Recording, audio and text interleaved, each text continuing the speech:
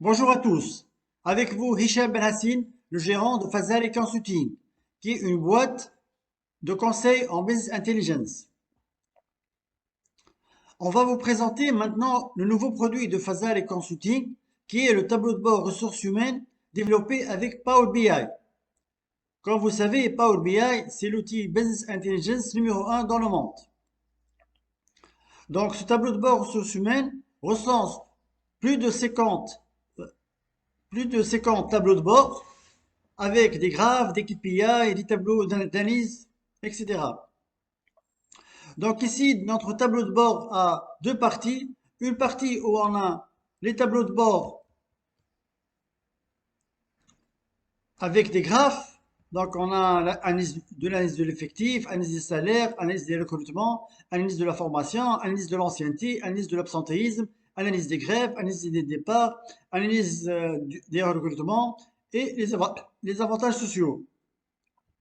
Donc on va commencer par analyser les départs d'une entreprise industrielle. Ici, dans notre cas, on a une entreprise qui recense beaucoup de départs, donc on veut essayer d'analyser, de pousser l'analyse pour connaître les raisons de ces départs, pour pouvoir faire les corrections nécessaires. Donc ici, comme on voit ici, au début, on a les graphes qui sont, disons, filtrés pour les 3 années. Donc sur 3 années, on a 33 départs. 33 départs, c'est important par rapport à une entreprise qui a un effectif moyen de 115 personnes. On a sur 3 ans 26 départs hommes contre 7 femmes. On a 17 agents contre 9 cadres qui ont quitté. On a 19 personnes de la production, 6 personnes de la direction technique qui ont quitté. On a un turnover de 6,9% en 2020 et 3,9% en 2021. Maintenant, on va essayer de voir pour chaque année. Donc, on va dans le segment année et on clique sur 2019.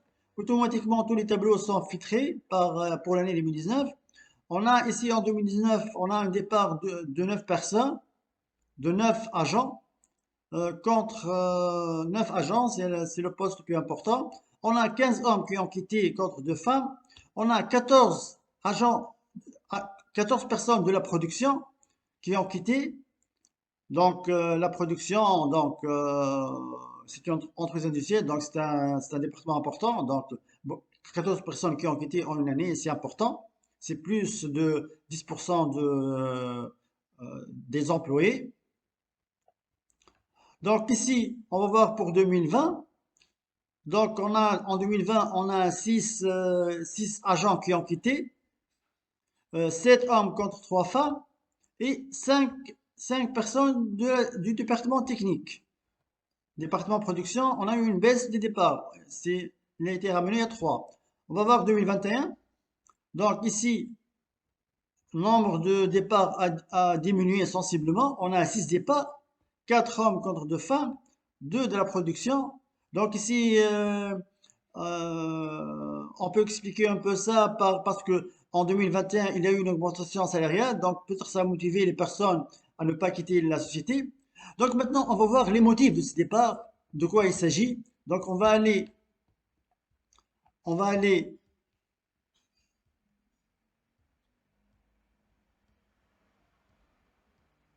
dans les rapports RH, on va aller dans le bilan social,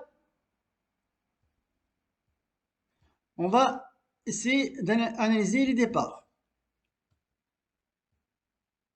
Donc ici, on voit les départs par motif. On a par exemple 12 démissions, 8 départs en retraite, donc c'est quelque chose de logique, et 9 départs négociés. Donc on va voir pourquoi il y a autant de départs sur 3 ans. Donc 12 démissions, 9 départs négociés, c'est 21 personnes qui ont quitté pour un motif autre que la démission. Et licenciement, on a 4 personnes. Donc, on va voir, on a ici les départs par catégorie. On a les démissions, on a c'est essentiellement sur les agents, comme on a vu dans le tableau de bord précédent. Donc, on a 4 démissions, 6 départs négociés pour les agents. Donc, les autres, il n'y a pas de poste important, sauf pour les cadres, on a 4 démissions. Pour les démissions on a ici les CDI, donc on a 6 démissions. Départ négocié, bon, ça peut être un départ négocié. Donc ici, on a pour le genre, on a homme, femme, donc on a démission, on a 10 hommes, donc ça touche essentiellement la catégorie genre masculin. Les départs négociés aussi, ça touche exclusivement peut-être les genres masculins. On peut voir rapidement pour 2019, 2020, 2021, surtout 2019, on va essayer de comprendre ce qui s'est passé. Donc ici en 2019, on a 6 démissions et 4 départs en retraite et 5 départs négociés. Donc 2019, on doit essayer de comprendre pourquoi 2019, on a eu beaucoup de départs. Donc 17 départs sur 115, c'est plus de 10%. Donc c'est important. Donc on essaie de voir un peu, on va essayer un peu de comprendre. On peut voir aussi, on peut faire par exemple, euh, par exemple, on va essayer de voir en 2019 pour les démissions.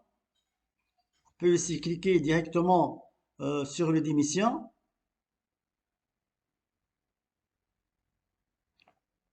On voit bien que les tableaux sont infiltrés.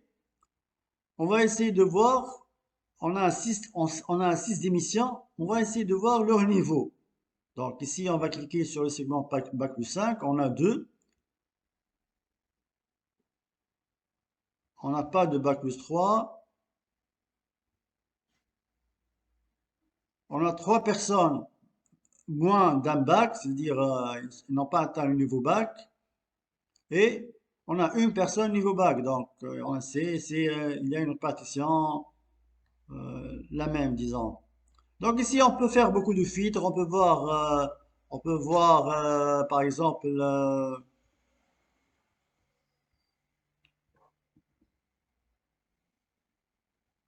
on peut faire, on peut utiliser les segments pour voir la catégorie par agent, par département, donc on peut faire beaucoup de filtres.